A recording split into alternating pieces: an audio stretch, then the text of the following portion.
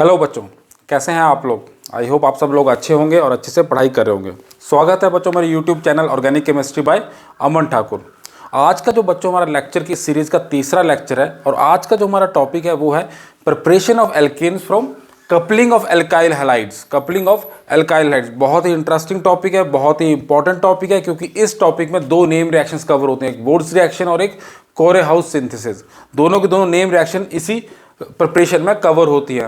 अब उन दोनों नेम रिएक्शन को पढ़ेंगे, हम उनकी पूरी मैकेनिज्म को समझेंगे, उनकी लिमिटेशंस क्या है उनको डिटेल में डिस्कस करेंगे। और मैं गारंटी के साथ तो बहुत ही इंपॉर्टेंट टॉपिक है। मोस्ट ऑफ टाइम बहुत सारे एग्जाम्स में से क्वेश्चन पूछे जाते हैं और मैं आपको गारंटी से कहता हूं कि अगर आप ये लेक्चर अच्छे से पढ़ेंगे, अच्छे से चीज़ों को समझेंगे, बेसिक से स्टार्ट करेंगे और लास्ट तक एडवांस लेवल तक बात करेंगे, अच्छे से पढ़ेंगे, तो आप इसका कोई भी क्वेश्चन, इस टॉपिक पे कुछ भी क्वेश्चन आएगा उसका आप आंसर कर सकते हैं। ठीक है बच्चों, चलिए तो शुरू करते हैं। जैसा कि नाम कह रहा है preparation of alkane by coupling of alkyl halides. इससे पहले कि मैं नेम रिएक्शंस पे आऊं, वुड्स रिएक्शन और कोरेहाउस सिंथेसिस पे आऊं, पहले हम बात कर लेते हैं कपलिंग क्या होती है। कपलिंग क्या चीज है, कपलिंग क्या चीज है, कपलिंग हम किसे कहते हैं। कपलिंग का सिंपल सा मतलब है ज्वाइन करना, ज्वाइनिंग। तो मतलब इसके हम सिंपल इस तरह समझते हैं, कोई भी ऐसा रिएक्शन जिसमें दो फ्रेगमेंट आपस में ज्वाइन होकर कुछ प्रोडक्ट बना रहे हो, दो फ्रेगमेंट आपस में ज्वाइन करके कुछ प्रोडक्ट बना रहे हो, उस रिएक्शन को हम कहते हैं कपलिंग रिएक्शन, उस रिएक्शन को हम कहते हैं कपलिंग रिएक्शन। ठीक है, यहां तक बात क्लियर, सिंपल सी बात है। अब बारी बारी से नेम रिएक्शंस पे आते हैं, एक एक नेम रिएक्शंस को डिटेल में समझते हैं, डिटेल में बात करते हैं उनकी। तो पहले बात करता हूं मैं वुड्स रिएक्शन की। पहला रिएक्शन है बच्चों हमारे पास Wurtz reaction. Wurtz reaction, Wurtz reaction simply क्या कहता है कि अगर दो मॉलिक्यूल एल्काइल हैलाइड के हमने लिए in the presence of sodium metal, in the presence of sodium metal, तो हमें मिलता है एल्केन प्लस। ठीक है, ये जनरल रिएक्शन है और सॉल्वेंट इसमें हम यूज करते हैं ड्राई ईथर, ड्राई ईथर। अब बच्चों ये जनरल सा रिएक्शन है, वुड्स रिएक्शन का जनरलाइज रिएक्शन ये है। अल्काइल हैलाइड हमने ली RX, R हमारा अल्काइल ग्रुप है, X हमारे पास हैलाइड, कोई भी हैलाइड हो सकती है। अल्काइल हैलाइड को जब हम सोडियम के साथ रिएक्ट कराएंगे इन सॉल्वेंट ड्राई ईथर, तो हमें मिलता है एल्केन, हमें मिलेगी एल्केन, RR एल्केन। ठीक है, जो हमें चाहिए एल्केन, जो हमें प्रिपेयर करनी है वो हमें मिलेगी इस तरह से। ये हमारा जनरल रिएक्शन है, यहां तक बात क्लियर। ठीक है, अब वही बात मैंने की कपलिंग रिएक्शन क्यों कहा है, कपलिंग क्यों कहा कि R और R की कपलिंग हुई, R और R आपस में जुड़े, R और R की कपलिंग हुई, दो फ्रेगमेंट आपस में जुड़ के एक मॉलिक्यूल बना, इसलिए हम इसको कहते हैं coupling reactions. Coupling of alkyl halide से जो हमें कपलिंग रिएक्शन मिला, उससे हमें हमारा प्रोडक्ट एल्केन हमें मिला। ठीक है, यहां तक बात क्लियर, ये बात सिंपल थी। अब दूसरी बात है, हमने सॉल्वेंट ड्राई ईथर क्यों यूज किया। सॉल्वेंट हमने यूज किया है ड्राई ईथर। ड्राई ईथर को यूज करने का पर्पस क्या था हमारे पास, ड्राई ईथर को यूज करने का पर्पस है कि ये नॉन पोलर सॉल्वेंट होता है, नॉन पोलर सॉल्वेंट होता है। नॉन पोलर सॉल्वेंट होने के इसके दो फायदे हैं हमारे पास। पहली चीज, जब हमने physical properties of alkene discuss की थी पिछले लेक्चर में, फिजिकल प्रॉपर्टी एल्केन की डिस्कस की, तो हमने कहा था कि लाइक डिजॉल्व्स लाइक।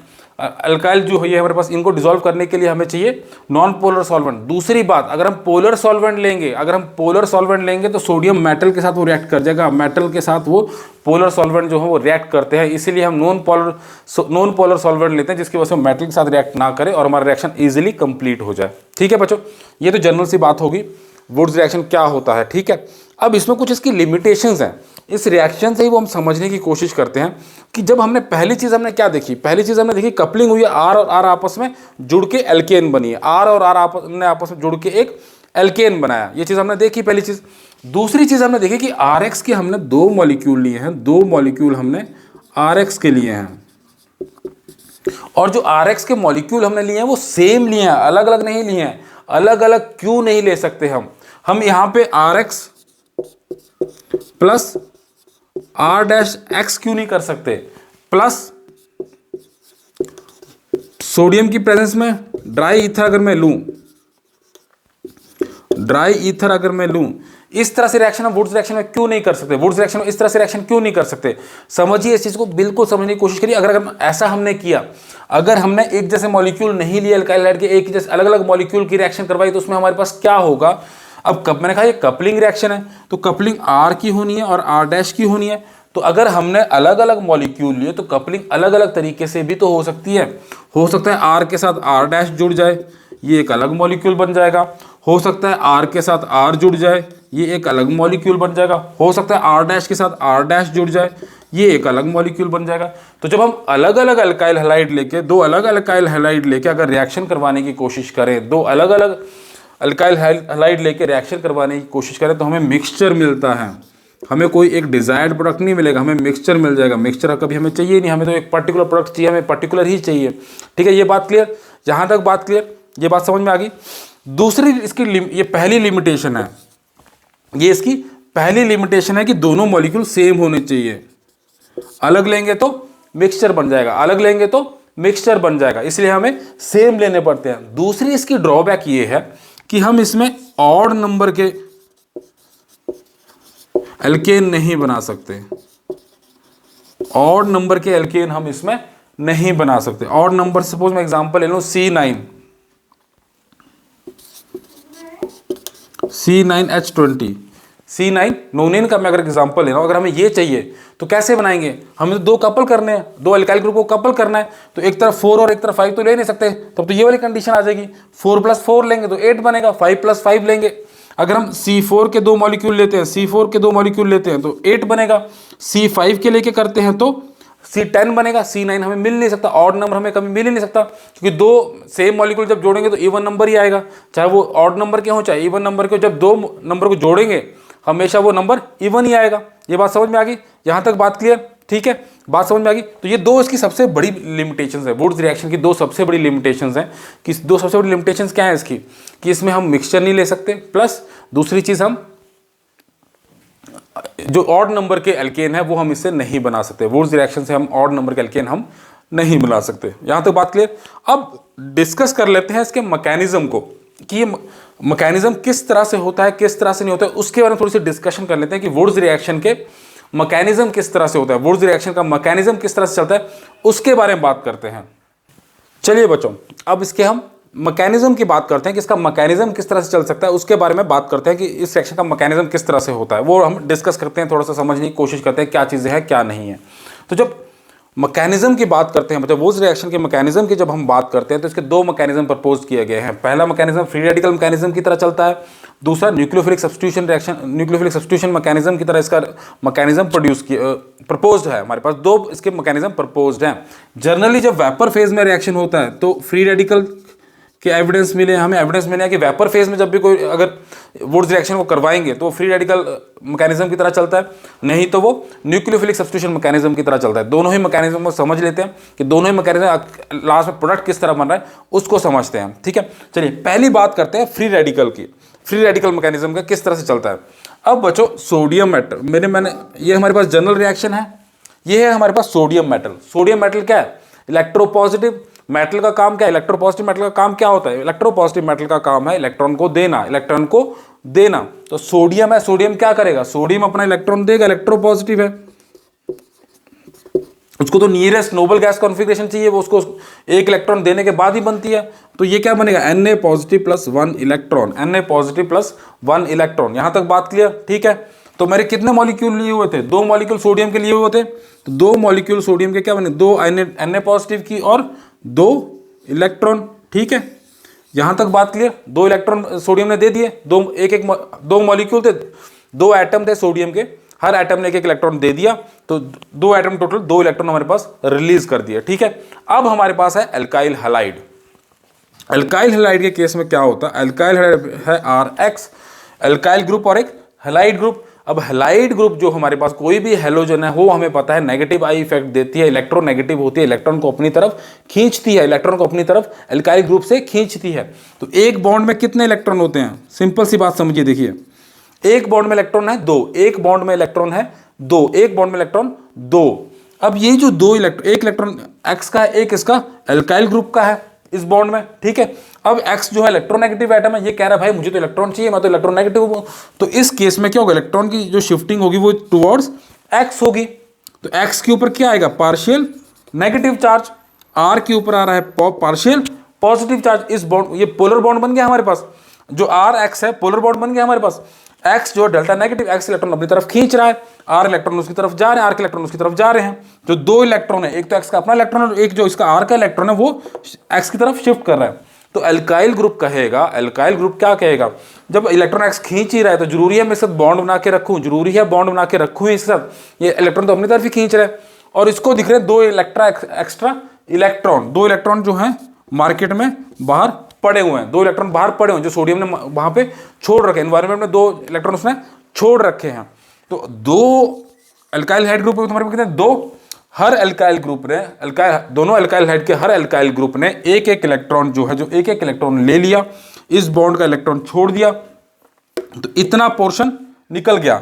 मतलब क्या निकला हमारे पास, X निकल गया, X ने अपना इलेक्ट्रॉन लिया, इस अल्काइल ग्रुप का इलेक्ट्रॉन लिया, इस अल्काइल ग्रुप का इलेक्ट्रॉन लेने से चार्ज आया नेगेटिव, ठीक है, प्लस हमारे पास क्या आई, दो R ग्रुप प्लस एक एक इलेक्ट्रॉन उन्होंने लिया था, एक इलेक्ट्रॉन मतलब फ्री रेडिकल, तो दो बन गई हमारे पास फ्री रेडिकल। बात समझ में, सिंपल सी बात है, जो इलेक्ट्रॉन पहले से था वो X लेके निकल गया, जो इलेक्ट्रॉन बाहर पड़ा था वहां से एक एक इलेक्ट्रॉन दोनों RX के मॉलिक्यूल ने ले लिया, और हमारे पास क्या बचा, R और R प्लस, ठीक है। अब एक बॉन्ड में दो इलेक्ट्रॉन, एक इलेक्ट्रॉन यहां पड़ा है, एक इलेक्ट्रॉन यहां पड़ा है, तो आपस में क्या बनेगा, बॉन्ड। आपस में बॉन्ड बन गया तो क्या हुआ हमारे पास, R। इसको कहते हैं हम डाइमेराइजेशन।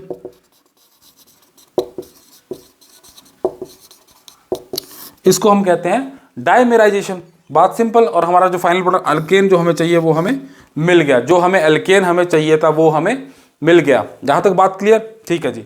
अब न्यूक्लियोफिलिक सब्स्टिट्यूशन की बात करते हैं कि न्यूक्लियोफिलिक सब्स्टिट्यूशन का जो मैकेनिज्म है वो किस तरह से काम करता है, उसके बारे में बात कर लेते हैं एक बार, आइए देखते हैं।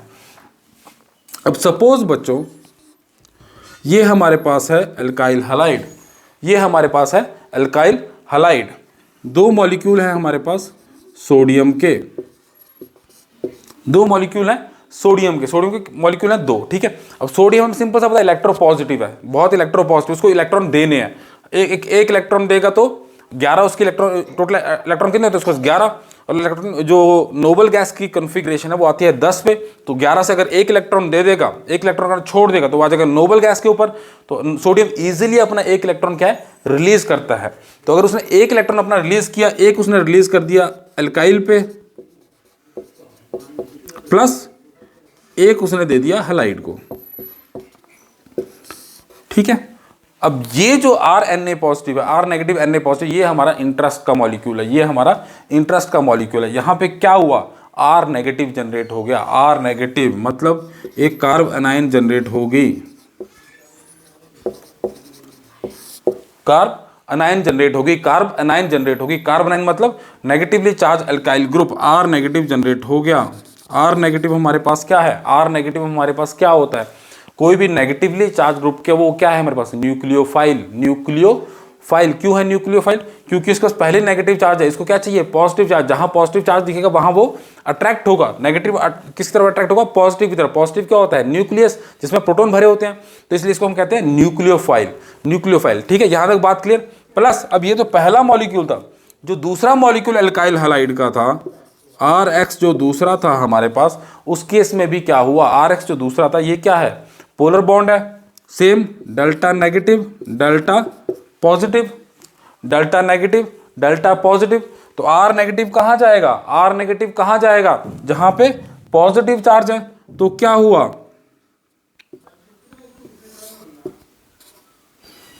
R नेगेटिव गया R पॉजिटिव के पास, इसने इलेक्ट्रॉन छोड़े वापस इस पे, और हमारे पास फिर से क्या आ गया, R बॉन्ड R, ठीक है। इस टाइप की जो रिएक्शन है SN2 रिएक्शन फॉलो करते हैं, nucleophilic substitution by molecular reaction follow करते हैं। इसको हम डिटेल में जब अल्काइल हैलाइड पढ़ेंगे तो इसको SN1 और SN2 को डिटेल में इनके मैकेनिज्म को समझेंगे। यहाँ पे हमारे लिए इतना ही काम का है, तो ये चीज़ आपको समझ आ गई, ठीक है। पहले क्या हुआ, फ्री रेडिकल मैकेनिज्म में क्या होता है, आर के फ्री रेडिकल जनरेट हुए दोनों में डाइमराइजेशन हुई, एल्केन बन गया। न्यूक्लियोफिलिक सब्स्टिट्यूशन में क्या हुआ, जो सोडियम मेटल था उसने R नेगेटिव Na पॉजिटिव बना दिया, कार्बन आयन जनरेट की, कार्बन आयन एक्ट करती है एज ए न्यूक्लियोफाइल। न्यूक्लियोफाइल ने क्या किया, X को सब्स्टिट्यूट किया, न्यूक्लियोफिलिक सब्स्टिट्यूशन रिएक्शन, X को क्या किया, सब्स्टिट्यूट किया, R नेगेटिव ने X को सब्स्टिट्यूट किया, R हमारे पास एल्केन फाइनल प्रोडक्ट आ गया, एल्केन हमारे पास फाइनल प्रोडक्ट आ गया। तो ये था हमारे पास पूरा बच्चों वुड्स रिएक्शन। हमने उसकी लिमिटेशन भी देख ली, वुड्स रिएक्शन का जनरल रिएक्शन भी देख लिया, और उसके मैकेनिज्म जो फ्री रेडिकल मैकेनिज्म है, न्यूक्लियोफिलिक सब्स्टिट्यूशन रिएक्शन मैकेनिज्म है, वो कैसे चलता है, दोनों चीज़ें हमने डिस्कस कर ली। आई होप आपको समझ आई होंगी, ठीक है। अब हम नेक्स्ट बात करते हैं, कपलिंग का ही दूसरा रिएक्शन है जिसको हम आगे डिस्कस करेंगे, कोरे-हाउस सिंथेसिस, उसके बारे में बात करते हैं। आइए बच्चों, अब हम दूसरी डिस्कशन शुरू करते हैं। जो कपलिंग ऑफ अल्काइल हाइड से एल्केन हमारे पास बनते हैं, उसी का दूसरा नेम रिएक्शन है हमारे पास कोरे-हाउस सिंथेसिस। बच्चों ये जो कोरे-हाउस सिंथेसिस रिएक्शन है, कोरे और हाउस जो हैं दो अलग अलग साइंटिस्ट थे और दो अलग अलग लैब्स में काम कर रहे थे। कोरे अलग लैब में काम कर रहा था, हाउस अलग अलग काम कर रहा था, पर काम एक ही चीज़ पे कर रहे थे। पर बाद में जब उनका दोनों का काम कोलैबोरेट हुआ, कंबाइन हुआ, तो हमारे पास प्रिपरेशन ऑफ एल्केन हमारे पास निकल के आए। ये रिएक्शन क्या कहते हैं, कोरे हाउस सिंथेसिस हमारे पास क्या कहती है, आइए समझते हैं उसको क्या कहती है। वो कहती है कि जी सपोज समझिए हमने लिया RX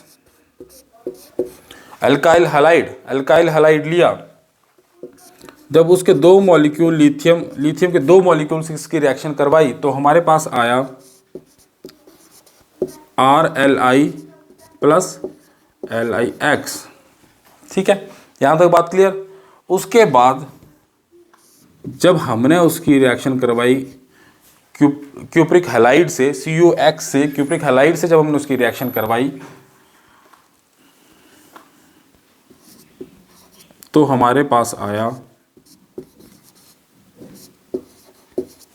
इसको हम कहते हैं dialkyl lithium क्यूप्रोएट,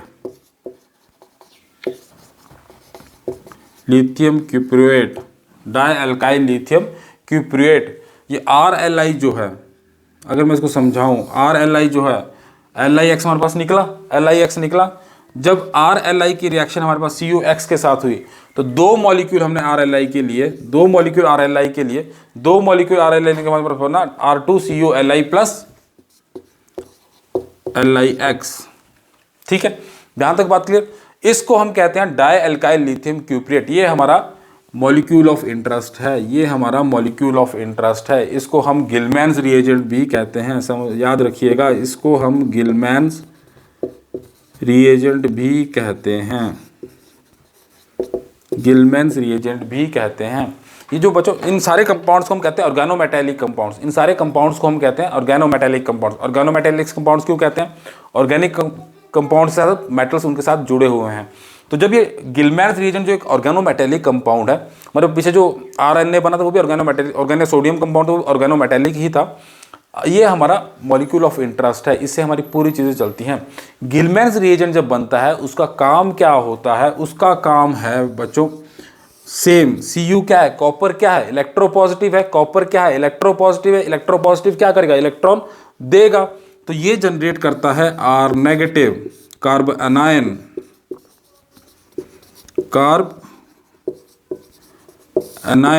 R negative, same चीज R नेगेटिव जनरेट होगी तो आगे क्या होना है, अब न्यूक्लियोफिलिक सब्स्टिट्यूशन रिएक्शन, आगे क्या होना है, न्यूक्लियोफिलिक सब्स्टिट्यूशन रिएक्शन। तो जब ये R नेगेटिव हमारे पास है, इसको जब हम किसी अल्काइल हैलाइड से किसी और अल्काइल हैलाइड से रिएक्शन करवाएं, R-X। अब यहाँ पे ध्यान रखिए, यहाँ पे हमें सिमेट्री लेने की ज़रूरत नहीं है, जो मॉलिक्यूल R है उसको R लेने की ज़रूरत यहाँ पे हमें नहीं है, मिक्सचर नहीं मिलेगा। R-X भी हम ले सकते हैं क्योंकि यहाँ पे न्यूक्लियोफिलिक सब्स्टिट्यूशन रिएक्शन हो रहा है, R-X भी हम ले सकते हैं। R-X जब हमने लिया, ये क्या है हमारे पास, पार्शियल पॉजिटिव पार्शियल नेगेटिव, ये न्यूक्लियोफाइल कहाँ अटैक करेगा, R पॉजिटिव पे, X अपने इलेक्ट्रॉन लेके निकल जाएगा, हमारे पास क्या बचेगा, आर और आर डैश, आर और आर डैश। तो इस पूरी सिंथेसिस को हम कहते हैं कोरे हाउस सिंथेसिस। जो वोल्स रिएक्शन की जो एक लिमिटेशन थी कि हम मिक्सचर ऑफ कंपाउंड नहीं कर सकते थे, यहाँ पे मिक्सचर ऑफ कंपाउंड हम कर सकते हैं, मिक्सचर ऑफ कंपाउंड हम कर सकते हैं। अब इसकी ज़रूरी बातें जो हम डिस्कस करेंगे वो आपको समझने की चीज़ है, वो आपको मैं एग्जाम्पल समझेंगे उस चीज़ को कि जो ये वाला आर एक्स है, ये वाला आर एक्स है, ये कुछ भी हो सकता है, प्राइमरी भी हो सकता है, सेकेंडरी भी हो सकता है या टर्शरी भी हो सकता है। प्राइमरी भी हो सकता है, सेकेंडरी भी हो सकता है, टर्शरी भी हो सकता है। पर जो आर डैश है वो सिर्फ प्राइमरी ही होना चाहिए, अच्छी यील्ड आने के लिए सिर्फ प्राइमरी ही होना चाहिए। ऐसा क्यों? ऐसा क्यों? ये मैंने कहा न्यूक्लियोफिलिक सब्स्टिट्यूशन रिएक्शन है। इस न्यूक्लियोफाइल ने सब्स्टिट्यूट किया एक्स नेगेटिव को, आर नेगेटिव ने सब्स्टिट्यूट किया एक्स नेगेटिव को, और ये इसलिए सब्स्टिट्यूट किसको किया? न्यूक्लियोफाइल को। न्यूक्लियोफाइल ने न्यूक्लियोफाइल को सब्स्टिट्यूट किया, न्यूक्लियोफाइल ने एक्स नेगेटिव को सब्स्टिट्यूट किया, तो इसलिए हम कहते हैं न्यूक्लियोफिलिक सब्स्टिट्यूशन रिएक्शन। और ये SN2 मैकेनिज्म फॉलो करते हैं, इसको हम डिटेल में पढ़ेंगे। अभी सिंपली सी ये बात समझ लीजिए कि SN2 मैकेनिज्म फॉलो करते हैं, न्यूक्लियोफिलिक सब्स्टिट्यूशन रिएक्शन फॉलो कर रहे हैं। ठीक है, यहाँ तक बात क्लियर बच्चों? यहाँ तक हमारे लास्ट में एल्केन मिल गया। पर यहाँ पे मैंने एक चीज़ कही कि आर डैश हमेशा प्राइमरी ही होना चाहिए, आर डैश हमेशा प्राइमरी ही होना चाहिए। ऐसा क्यों? ऐसा इसलिए बच्चों कि सपोज ये अल्काइल ग्रुप है, इसको मैं ऐसे लेता हूँ कि कार्बन है और ये लगा हुआ है X, ठीक है, ये कार्बन है, ये X। अब इस तरफ कार्बन लगा होगा, ठीक है, यहाँ पे अगर हाइड्रोजन है, यहाँ पे अगर हाइड्रोजन है, तो ये हो गया हमारे पास प्राइमरी, ठीक है। अब R नेगेटिव ने अटैक करना है, R नेगेटिव ने अटैक करना है, तो दोनों तरफ इस कार्बन तो है ही, कार्बन तो रहेगा, अल्काइल एक तरफ तो चेन बढ़ेगी बढ़ेगी, पर इन केस दोनों केस में यहाँ पे हाइड्रोजन है, यहाँ पे हाइड्रोजन है, ठीक है। पर अगर मैं इसको सेकेंडरी या टर्शरी कर दूं, सेकेंडरी करूंगा तो यहाँ पे क्या आएगा? कार्बन। अगर टर्शरी करूंगा तो यहाँ पे भी कार्बन आ जाएगा। तो स्टेरिक हिंड्रेंस, अब कार्बन बड़ा मॉलिक्यूल है, हाइड्रोजन बड़ा मॉलिक्यूल है, कार्बन मॉलिक्यूल बहुत बड़ा है एज कंपेयर टू हाइड्रोजन, तो कार्बन अगर यहाँ पे लगा होगा, अगर वो सेकेंडरी बन गया या दोनों तरफ कार्बन लगा टर्शरी होगा, तो स्टेरिक हिंड्रेंस इतनी ज्यादा होगी कि उसको अटैक करने की जगह ही नहीं मिलेगी। इतने बल्कि ग्रुप लगेंगे तो कहाँ से घुस के जाएगा आर नेगेटिव? जबकि अगर हाइड्रोजन लगा, छोटा सा आइटम है, वहां से घुस के आर नेगेटिव अटैक कर सकता है। इसलिए प्राइमरी होना इसके लिए जरूरी है। अगर यहां पे सेकेंडरी या टर्शरी हुआ तो स्टेरिक हिंड्रेंस आ जाएगी, स्टेरिक हिंड्रेंस आ जाएगी। कार्बन का जो मॉलिक्यूल है वो बहुत बड़ा होता है और वो आर नेगेटिव को अटैक करने के लिए जगह नहीं देगा, स्टेरिक हिंड्रेंस आ जाएगी।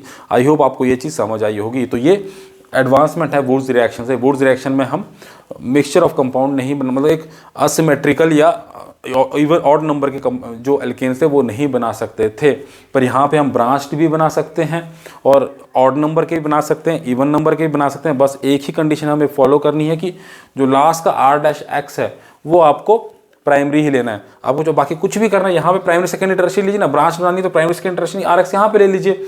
यहाँ पे आपको क्योंकि स्टेरिक हिंड्रेंस हो जाती है, इसलिए हमें यहाँ पे जो R डैश X है वो हमें प्राइमरी ही लेना पड़ेगा। तो ये थी हमारे पास पूरी कोरे हाउस सिंथेसिस। आई होप आपको समझ आई होगी, पूरे मैकेनिज्म आपको समझ आए होंगे। अगर आपको कोई भी डाउट है कमेंट करके ज़रूर पूछिए, और अगर आपको लेक्चर अच्छा लगे तो लाइक और सब्सक्राइब ज़रूर करें मेरे मोटिवेशन के लिए। Thank you.